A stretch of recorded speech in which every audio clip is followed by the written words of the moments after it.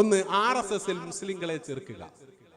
ജമാഅത്തെ ഇസ്ലാമിയും RSSും തമ്മിൽ 978 ചർച്ച നടത്തിയിട്ട് തീരുമാനിക്കാണ് ഒന്ന് RSSൽ മുസ്ലിങ്ങളെ ചേർക്കുക.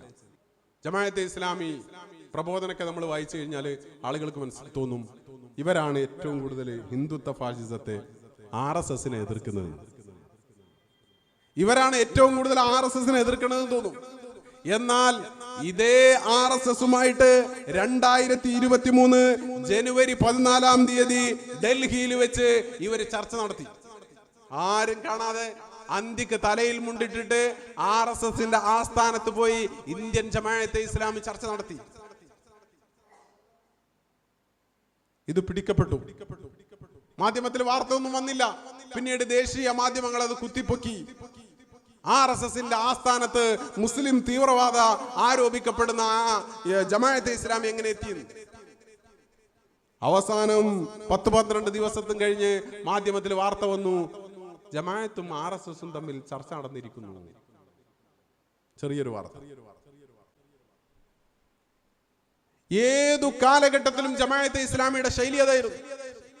1977 കാലഘട്ടങ്ങളിൽ ഇന്ത്യയിൽ അടിയന്തരാവസ്ഥ നടന്നിരുന്നു. അടിയന്തരാവസ്ഥ കാലഘട്ടത്തിൽ ഇന്ത്യയിൽ നിരോധിക്കപ്പെട്ട 2 സംഘടനകളാണ്, ഒന്ന് RSSും ഒന്ന് ജമാഅത്തെ ഇസ്ലാമി. ഈ 2 വിഭാഗവും ഒന്നിച്ചായിരുന്നു ജയിലിൽ താമസിച്ചിരുന്നത്. അവരവിടെ ജയിലിൽ വളരെ ബൈ ആയിട്ട് ഭയങ്കര സൗഹൃദത്തോടെ സന്തോഷത്തോടു കൂടി കഴിയായിരുന്നു. അങ്ങനെ അടിയന്തരാവസ്ഥയൊക്കെ കഴിഞ്ഞ സന്ദർഭത്തില് ജമാഅത്തും RSSും കൂടി ചർച്ച. ആ ചർച്ച 1978 ജനുവരി 14 പ്രബോധനത്തിൽ വന്നു. അതിന്റെ തലക്കെട്ട് തന്നെ, പ്രബോധനത്തിന്റെ കവർ സ്റ്റോറി തന്നെ RSSുമായി ഒരു ചർച്ച.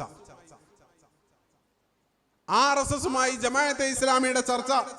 അതിൽ 3 കാര്യങ്ങളാണ് ഞങ്ങൾ തീരുമാനിച്ചത് എന്ന് പ്രബോധനം എഴുതുന്നു. ഒന്ന്, RSSൽ മുസ്ലിങ്ങളെ ചേർക്കുക. ജമാഅത്തെ ഇസ്ലാമിയും RSSും തമ്മിൽ 978 ചർച്ച നടത്തിയിട്ട് തീരുമാനിക്കാണ് ഒന്ന് RSSൽ മുസ്ലിങ്ങളെ ചേർക്കുക. 2, ജനസേവന രംഗത്ത് ജമാഅത്തും RSSും സംയുക്ത സംരംഭം സംഘടിപ്പിക്കുക. ജമാഅത്തും RSSും കൂടിയിട്ട് കൈകോർത്തിട്ട് ജനസേവന രംഗത്ത് ഇറങ്ങുക. 3, RSSന് മുസ്ലിങ്ങളുടെ ഇടയിലും ജമാഅത്തിന് ഹിന്ദുക്കളുടെ ഇടയിലും ഉള്ള സൽപ്പേര് ഉണ്ടാക്കുന്നതിന് നടപടി സ്വീകരിക്കുക. ഇപ്പോ ജമാഅത്തെ ഇസ്ലാമിയെ കുറിച്ച് ഹിന്ദുക്കൾക്കൊരു ദുഷ്പേരുണ്ട് ഹിന്ദുക്കൾക്കിടയിൽ. അതേമാതിരി RSSനെ കുറിച്ച് മുസ്ലിങ്ങളും വളരെ എന്തൊക്കെ ധരിച്ചു വെച്ചിരിക്കുന്നു. അത് മാറ്റാൻ വേണ്ടിയിട്ട് RSS ഇങ്ങനൊന്നല്ല, RSS വളരെ ഉഷാറാണെന്ന് മുസ്ലിം സമൂഹത്തെ തെര്യപ്പെടുത്താൻ വേണ്ടി ജമാഅത്തെ ഇസ്ലാമി മുന്നോട്ടിറങ്ങുക. അതേമാതിരി ജമാഅത്തെ ഇസ്ലാമി ഉഷാറാണെന്ന് പറയാൻ വേണ്ടിയിട്ട് RSS മുന്നോട്ടിറങ്ങുക എന്ന് പറഞ്ഞ് ഇരു വിഭാഗവും 3 കരാറിൽ എഴുതി ഒപ്പിട്ട വാർത്ത 978 ജനുവരി 14 പ്രബോധനത്തിൽ ഇറങ്ങി.